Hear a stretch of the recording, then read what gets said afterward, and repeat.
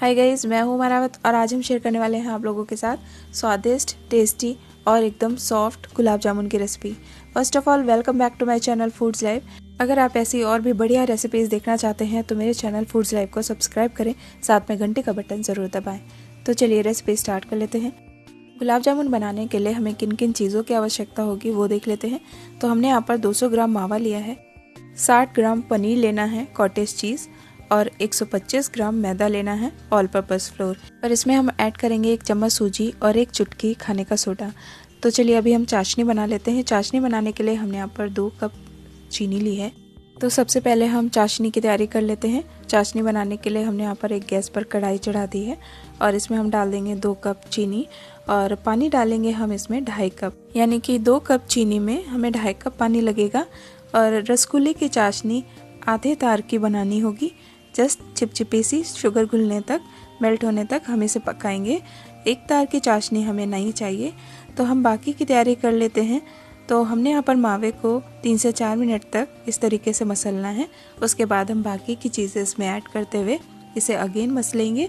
तो हमने यहाँ पर मैदा, पनीर, सूजी और बेकिंग सोडा, ये हमने 1 चुटकी सोडा लिया है खाने का और ये हमने 1 छोटा चम्मच सूजी ली है और इसमें मिला देंगे और अच्छे से मसलेंगे।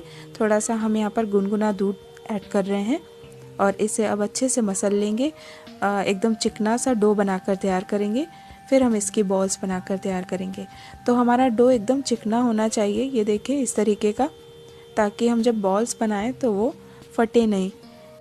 अब हम इस डो का एक छोटा सा पार्ट लेंगे और इसकी स्टफिंग तैयार करेंगे। तो स्टफिंग के लिए हम यहाँ पर थोड़ी सी चिरौंजी, थोड़ी सी हरी इलायची का powder and pinch of Kesariya food colour, ये बहुत ही थोड़ा सा कलर हमने यहाँ पर ऐड किया है और अच्छे से मसल लेंगे।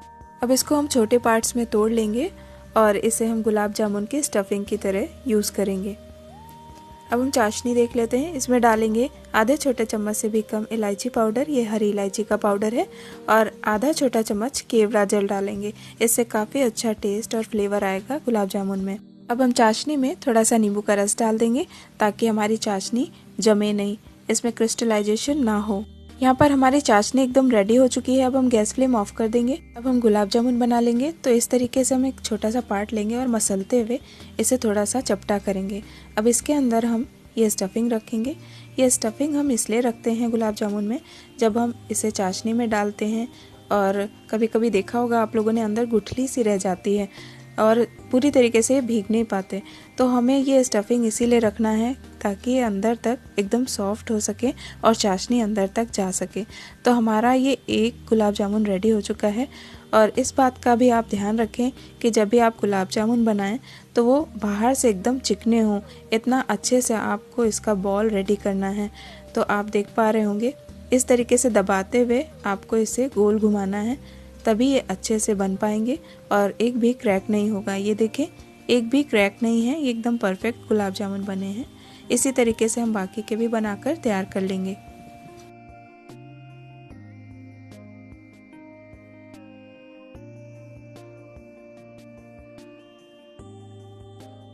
अब मैंने यहाँ पर तेल भी चढ़ा दिया है गर्म होने के लिए और ये छोटा सा बॉल तेल में डालकर देखेंगे। अगर ये तुरंत ऊपर आ जाता है तो इसका मतलब है कि तेल अच्छा गर्म है। और अब हम इसमें गुलाब जामुन डाल देंगे। गुलाब जामुन को हमें मीडियम आंच में, यानी कि मध्यम आंच में डार्क ब्राउन होने तक तलना है और हल्के हाथों से इस तरीके से अलटते पलटते रहना है ताकि इवनली चारों तरफ से गोल्डन ब्राउन हो सके। तो इसके लिए आप एक स्पून, छोटा स्पून का हेल्प लें, बड़ी कलछी से ये टूट सकते हैं। ये देखें, ये इतना डार्क ब्राउन हो चुका है। इसी तरीके से बाकी के भी हम थोड़े और डार्क ब्राउन कर लेंगे। ये देखें। तो अब इन्हें हम चाशनी में डाल देंगे, थोड़ा सा और कलर आने देंगे। उसके बाद हम इन्हें निकाल कर डायरेक्ट चाशनी में डालेंगे। यहाँ पर इस बात का भी आप ध्यान दें कि चाशनी हमारी गर्म होनी चाहिए। तो हमने चाशनी पहले ही तैयार कर ली थी और गैस ऑफ कर दी थी, बट इसे मैंने दोबारा गर्म कर लिया है चाशनी को। और डायरेक्ट तेल से निकालते ही चाशनी में हमें गुलाब जामुन डालने होते हैं, तभी इसके अंदर जूसेस जा पाएंगे। और इस तरीके से हल्के हाथों से हिला दें। अब इन्हें हम 5-6 घंटों के लिए इसी तरीके से चाशनी में छोड़ देंगे। उसके बाद हम इन्हें सर्व करेंगे। 5-6 घंटों तक ये जूसेस में रहेंगे तो ये अच्छे से चाशनी सोख लेंगे और सॉफ्ट और स्पंजी बनेंगे। आप लोग भी रेसिपी ट्राई करें और जब भी ट्राई करें इस वीडियो में दी गई सारी टिप्स एंड ट्रिक्स और मेजरमेंट्स को फॉलो करते हुए ट्राई करें। आई एम श्योर कि आपको ये रेसिपी ज़रूर पसंद आएगी। तो जब भी आप ये रेसिपी ट्राई करेंगे और बनाकर अपनी फैमिली को सर्व करेंगे तो आपके फैमिली और आपके फ्रेंड्स आपको ज़रूर कॉम्प्लीमेंट्स देंगे। तो गाइज़, अगर आपको मेरी ये वीडियो पसंद आई हो तो प्लीज़ लाइक कर दें और शेयर करें।